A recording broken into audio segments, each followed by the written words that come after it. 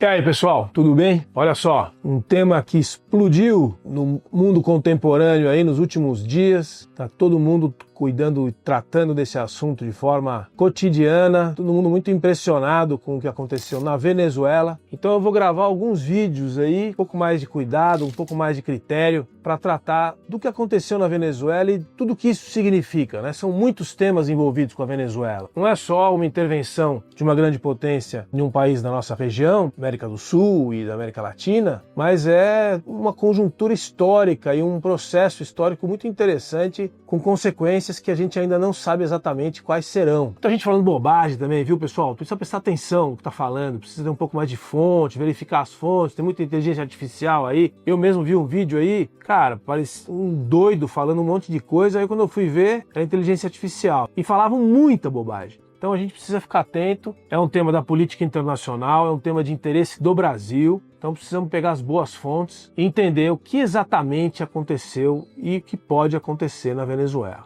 Vamos começar entendendo que país é esse, depois de uma intervenção que eu não diria inédita, mas que há muito tempo não se via, que os Estados Unidos fizeram, que foi uma intervenção muito impressionante. O que aconteceu? Uma das forças especiais americanas, depois de um planejamento daqueles de cinema, capturou e levou o presidente Nicolás Maduro do seu gabinete presidencial para Nova York, para os Estados Unidos. Uma daquelas coisas que um dia no futuro a gente talvez vai ver no cinema, né? Naqueles filmes que se montam em Hollywood, como foi a operação para sacar o presidente venezuelano do seu próprio palácio presidencial. Foi isso que aconteceu. Muito impressionante. Sem nenhuma baixa, os americanos fizeram um plano de captura e levaram ele como prisioneiro, acusado de uma série de crimes, entre eles crime de tráfico de drogas, o que deu aos Estados Unidos uma justificativa para realizar essa operação. A operação é uma operação de intervenção num país latino-americano, como já foram feitas muitas outras no passado, eu vou voltar nesse tema, mas dessa vez a gente já vinha observando um movimento das forças navais americanas no Mar do Caribe já há uns bons meses. Os americanos fizeram foi concentrar suas forças no Caribe, foi preparar um plano de intervenção e no início desse ano realizaram essa captura. Vamos pensar um pouco, para a gente voltar nesse ponto, o que vai acontecer, etc. Vamos pensar um pouco que país é esse. A Venezuela, pessoal, não é um país que pode se comparar com, mais ou menos se comparar com os outros países da América Latina por uma razão interessante. Primeiro que foi o primeiro país a ficar independente dos espanhóis. Foi o primeiro movimento de independência da América Espanhola, das colônias, no início do século XIX, ali 1813 no caso venezuelano, com Simón Bolívar, que é um personagem que merece ser citado agora porque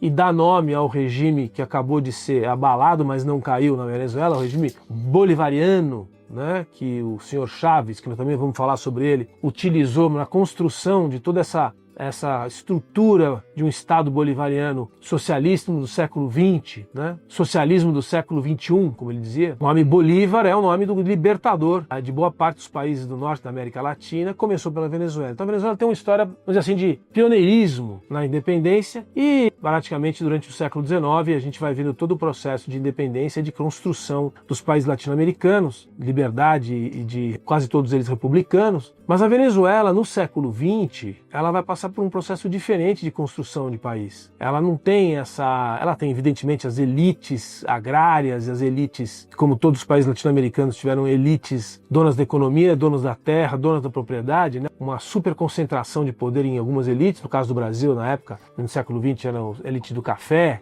mas na Venezuela o petróleo é descoberto bem cedo, nos anos 20. Então a história da Venezuela é toda calcada no desenvolvimento da indústria petrolífera. É um país que a gente diz ele tem a sorte e o azar, ele tem a fortuna e a miséria de ter o ouro negro. Nos anos 20 a Venezuela já tinha descoberto suas jazidas de petróleo e a partir daí toda a construção do país, toda a elite vai girar em torno do petróleo. Você tem uma ideia, na Segunda Guerra Mundial a Venezuela já era a maior fornecedora de petróleo para os países da aliados durante o conflito da guerra, para os americanos, para os ingleses, para os europeus ocidentais que lutavam contra o eixo da Segunda Guerra. O petróleo venezuelano foi muito importante. E a partir dos anos 50, a Venezuela vai ter um histórico muito diferente também dos outros países latino-americanos, porque ela vai ter uma democracia mais ou menos consolidada, de alternância de poder. Nos anos 50 você vai ter ali um grande movimento popular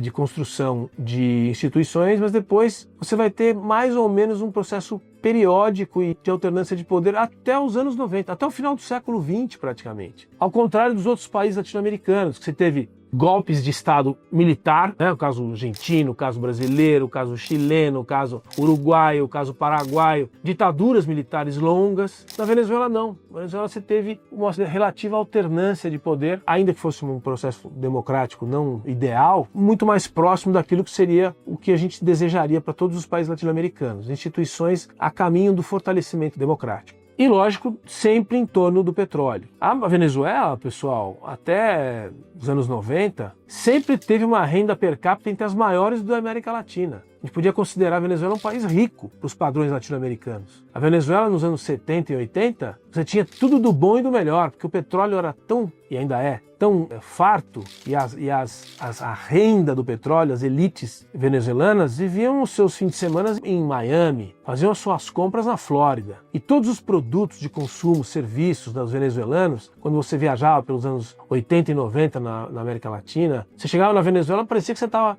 quase que num estado americano, vamos dizer. Você tinha os melhores produtos, os mais modernos, para consumir, que eram tudo importado. É um país que não desenvolveu uma indústria nacional, não desenvolveu grandes grupos nacionais. Ele viveu da fortuna do petróleo e dessa quase que dessa dependência do consumo dos produtos e serviços americanos. Muito bem. Qual era o grande desafio venezuelano? Como foi e tem sido de grandes países latino-americanos? As diferenças sociais, quer dizer, os grupos dominantes muito ricos, com a centralização da renda, e os grupos muito pobres, ainda que na média a renda per capita venezuelana fosse mais alta, há muitos grupos de pobres, né? Um empobrecimento, não é empobrecimento, uma base de pobres que não deveriam ser pobres, porque se você olhasse a riqueza disponível no país, teria que ter havido um processo de incorporação dessa riqueza e distribuição da renda, que nunca aconteceu. E é aí que mora o perigo para os países da América Latina e onde morou o perigo em especial para a Venezuela. Nos anos 90, nasce e surge um sujeito nas Forças Armadas, nos graus médios da hierarquia armada, não era general, que começa com um discurso populista dizendo que as populações descamisadas, que a população pobre, ou menos, que tinha menos acesso aos bens materiais na Venezuela, deveria ter direito a esse acesso e a esse privilégio dos ricos venezuelanos.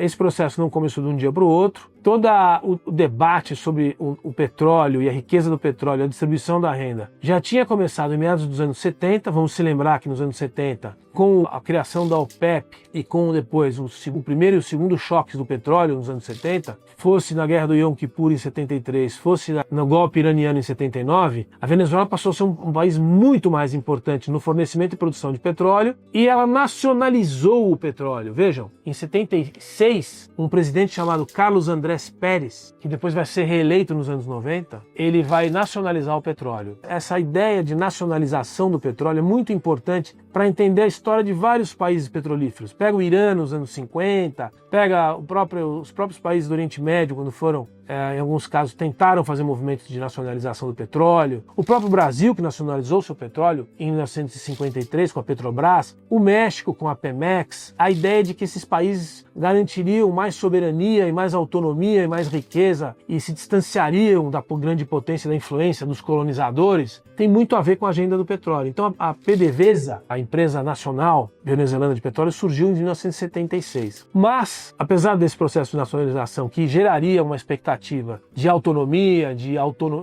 altivez e de dono dos destinos, dos lucros do petróleo para benefício popular, não aconteceu. Pelo contrário, dos anos 80 em diante, o modelo político venezuelano, que era um modelo de alternância e de eleições periódicas, etc., não conseguiu lidar com uma corrupção endêmica, evidentemente toda vinculada à riqueza do petróleo. Grandes fortunas, grandes desvios de recursos na sociedade venezuelana, verdadeiras fortunas que viviam em Miami, donos do poder e oriundas com riqueza oriunda do petróleo, criaram cada vez mais uma situação de desconforto na sociedade mais humilde venezuelana. Até que vem, justamente em função desses conflitos permanentes, uma tentativa de um militar de dar um golpe de Estado para fazer essa distribuição de riqueza. Vejam, o discurso populista de distribuição de riqueza, do rico contra o pobre, do benefício social para o coitadinho que não tem nada, contra os corruptos, ricos, canalhas, aproveitadores da grande riqueza, isso está em todos os países latino-americanos, cada um na sua dimensão. No caso da Venezuela, é ainda mais difícil porque o petróleo gerou essa riqueza absurda e, ao mesmo tempo, essa corrupção do mesmo tamanho e uma reação de golpe de Estado em 92, liderada por um sujeito chamado Hugo Chávez, um coronel que vai mudar a história venezuelana. E esse sujeito vai promover um golpe, realmente, um golpe armado, para derrubar o governo em 1992, que fracassa, e ele vai ser preso, e vai ser, apesar de preso, vai ganhar muita popularidade pelo seu estilo de orador, populista e tal, como todos esses caudilhos latino-americanos, também pelo seu perfil mestiço, é um sujeito que tem certamente uma mestiçagem aí de indígena, negra, não se sabe, mas não é aquele branco espanhol, oriundo das classes mais abastadas que dominou a economia e as sociedades latino-americanas durante todo esse período. Então, o que aconteceu? Ele é preso, mas ganha uma enorme popularidade. E vai ganhar, como vários ditadores e golpistas na história das nações, nos últimos 100 anos, ganhar uma anistia. Vai ser anistiado. Ele vai ser libertado pelo presidente Rafael Caldeira. O presidente Rafael Caldeira, para quem não conhece, era uma das grandes autoridades, um grande líder da democracia cristã. Vejam, a democracia cristã no Brasil nunca teve muita importância, do ponto de vista partidário, mas em vários países latino-americanos teve os partidos democratas cristãos. E a democracia cristã venezuelana era muito forte, vinha alternando o poder desde os anos 60 na Venezuela, e esse é uma pessoa muito respeitada. Rafael Caldeira era um sujeito muito respeitado por ser um democrata cristão, por ser um político do mundo civilizado ocidental. E ele vai dar, esse talvez o seu grande erro na sua carreira, anistia ao senhor Chávez, que vai sair candidato à presidência então em 1998, dentro das regras do jogo, dentro das regras da democracia. Vários casos na história em que acontece isso. Um golpista que vai preso, ganha popularidade, é anistiado e depois se candidata dentro das regras da democracia, tirando a farda e colocando uma gravata, e foi eleito em 1998, presidente da Venezuela. Nas devidas proporções, sabe quem teve um percurso parecido e chegou ao poder em 1933? Adolf Hitler. Só para vocês terem uma ideia de que nem sempre é necessário ocupar o poder pelas rupturas institucionais. O senhor Chávez conseguiu, pelas regras institucionais, chegar ao poder em 1998. E aí começa o capítulo contemporâneo da história venezuelana. A gente rompe com essa trajetória que eu tentei resumir aqui em alguns minutos para uma trajetória de um novo regime, um novo país, um novo projeto, que vai ser a República Bolivariana da Venezuela, que vai aplicar um modelo socialista de intervenção de Estado, sociabilização dos meios de produção, estatização de empresas. O caso da PDVSA, que já era uma estatal, mas era uma estatal independente na sua administração, perde a independência. A PDVSA vai ser aparelhada pelos amigos do rei e vai receber ordem do comando chavista. Todas as compras governamentais do país, importações de alimentos, importação inclusive de equipamentos, de armas e tudo, vai ser feita por duas agências, uma delas a própria PDVSA, uma outra vai se chamar CASA, e vão ser praticamente as donas do comércio e das transações interiores do país inteiro. Então vai ser um modelo realmente, não vai ser um modelo soviético, porque não vai ser, vai continuar tendo empresas privadas no país, alguns negócios privados, serviços, bancos estrangeiros. É um modelo de sociabilização e é a tal do socialismo do século XXI que esse senhor vai implementar, todo calcado na força bruta, no apoio das Forças Armadas e da Polícia de Estado. Nos últimos 25 anos, a Venezuela foi um país que respondeu a um regime ditatorial que foi sendo transformado aos poucos através de assembleias constituintes que mudaram a Constituição, que por sua vez mudou o modelo de eleições, que por sua vez fez alterações nas eleições periódicas e acabou transformando aquilo que parece institucional, livre e democrático num modelo totalmente autocrático, ditatorial e que abafou e aniquilou as oposições. E é isso que todo mundo vem criticando desde o início desse século, nesse modelo suicida, criador de pobreza, opressor, violento, criminoso, que foi e tem sido o governo, primeiro com Chávez e depois com a morte de Chávez, passando o poder para o seu ex-ministro das Relações Exteriores, ex-ministro do Interior, que foi Nicolás Maduro, que é este personagem que a gente acabou de descrever, que acabou de ser retirado do poder pelos norte-americanos.